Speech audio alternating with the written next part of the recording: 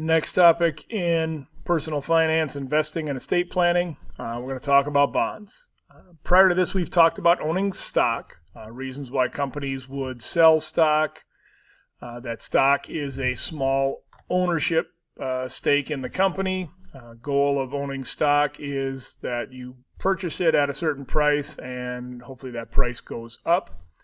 You're able to then sell your interest at a later date as the price has gone up, and you make money on the difference between what you bought it for and what you sold it for. And in turn, you may also get dividends. Now, dividends are not guaranteed in owning stock, but some companies will take some of the profit that company has earned and then give it to some of the owners as a dividend. Bonds are more like an IOU or a loan. It is not ownership in the company. You still make money on that deal, but you make money on it a little bit differently. Some of the terms are different and the ideas are a little different. When we talk about a corporate or a government bond, corporate meaning company, government could mean a local municipality, it could mean a state level government, it could be a federal level government. When we start talking about corporate bonds, so this is a company borrowing money or getting money from borrowers. It's a loan where you are going to be paid interest back every 6 months, and the amount that was loaned to the company will eventually be paid at the maturity date. So as we get into some terms, the maturity date, that's the stated date that you'll receive your money back from purchasing that corporate bond. What you're going to receive back is what's called the face value. That's the amount the bondholder will receive when the bond matures. You may buy $1,000 worth of bond. You may buy $10,000 worth of a corporate bond or a government bond. You may buy hundreds of thousands of dollars. You don't buy a $20 face value bond. You usually buy them in bunches of about $1,000 or more. So face value is the amount of money you're investing or the amount of money you're going to get back when that bond matures. Mature is the date down the road, 1 year, 5 year, 10 year, 30 year, when you're going to get paid back. There are 4 different types of bonds, the way they're structured. The first one is called a debenture bond. It's the most common, and it's a non-secured loan. So you would invest in this company if you think they're going to continue to grow and do well.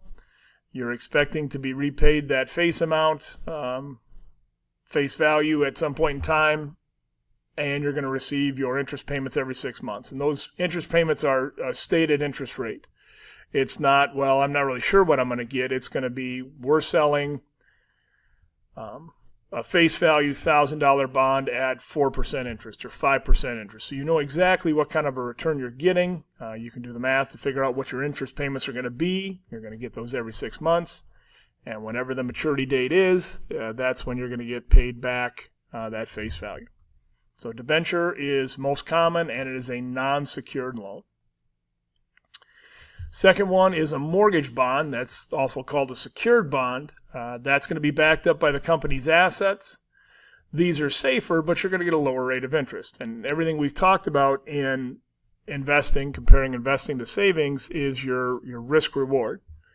The more risk you're willing to take, the more potential you have for a return. If you're taking very little to no risk, then the return is going to be very small, or at least it should be. So your mortgage bonds are secured by the company's assets, but in turn you're going to get a lower return because it's a safer investment.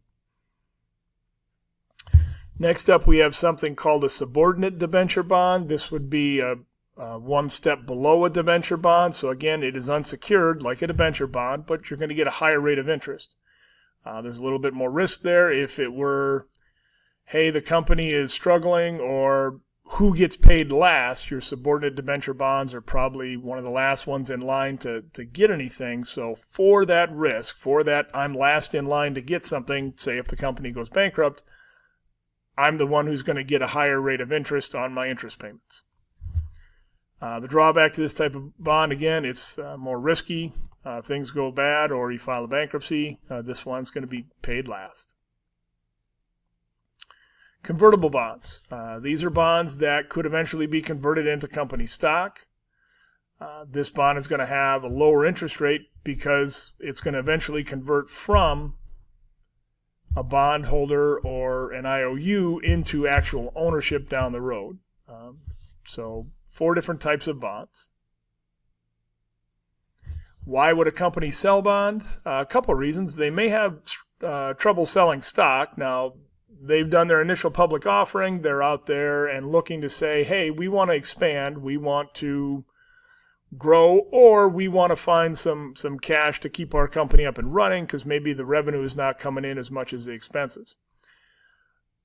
So having trouble selling stock could be a reason that a company would sell bonds. There's a tax advantage to it. The interest payments to bondholders are tax deductible from the company standpoint, so they can lower their tax liability. And oftentimes bonds are used for regular business activity or cash flow to help supplement the revenue that's not coming in, yet the expenses are still going out. When we talk about priority, again, if a company goes bankrupt and needs to liquidate all of their accounts payables, the bondholders are going to be paid first. After the bondholders are paid, then the preferred stockholders would be paid, and your common stockholders would be last. So if a company had all of these, your mortgage bonds would be paid first, your debenture bonds would be paid second, your subordinate debenture bonds would be paid last, your convertible bonds, in theory, would be paid somewhere in there depending on if they've actually converted to common stock or not, or converted to preferred stock. Then preferred stockholders, then common stockholders are last. So the common stockholders kind of get the biggest benefit from the price of the stock going up or down, but the drawback is they're the last one in line to get anything if the company has some challenges. Why would investors want to buy bonds? The interest income is your biggest reason. Every 6 months you are going to get paid a set interest rate, and you know what that interest rate is going to be. The rates are set on the low end and can go up depending on how the reputation of the company is performing.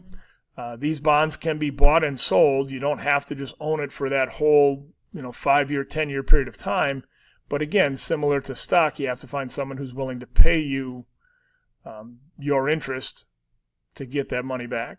The face value is going to be paid at maturity. It's still an investment. You could still lose money. The company could still struggle and file bankruptcy. So there is some risk, but it's less risk than owning stock. How do you receive your interest income? There's 4 different ways how you receive your interest income when owning a bond. First is a registered bond. This is a bond that is going in your name, and only you will receive those interest payments or the face value. There's a coupon bond where there's an actual perforated edge, a coupon on the bond, and you turn around and the face value is paid back to the purchaser, but whoever owns the coupons can redeem them and get paid. So Mr. Clem buys a coupon bond, and Mr. Clem puts his name on it, so he'll get the face value back, but he can tear the coupon off and give it to one of his kids and say, here, you can go redeem this with the company, or when the interest payment comes, here, it's now your interest payment for whatever. You have a third type of interest income would be bearer bonds. These are ones that have no names on them, so whoever actually holds that piece of paper owns it. This is an older idea. These are no longer issued by companies due to fraud. If you see different kind of movies where all of a sudden they're stealing the bonds, they're stealing bearer bonds. So again, whoever actually has possession of it is the one who would get the payment back from the company or the government, and because of that, they're not used all that often. Last up is something called a zero coupon bond. There's no interest payments on these types of bonds. However, they're going to be sold well below their face value to entice investors to purchase them. So similar to a savings bond where maybe it's $1,000 face value bond, but you only pay $900 or you pay $600. You're not going to get any interest payment, but eventually you're going to hold on to that bond till it matures, and then you're going to make your money on the difference between what you paid for it at a discount and what you're going to receive at the end.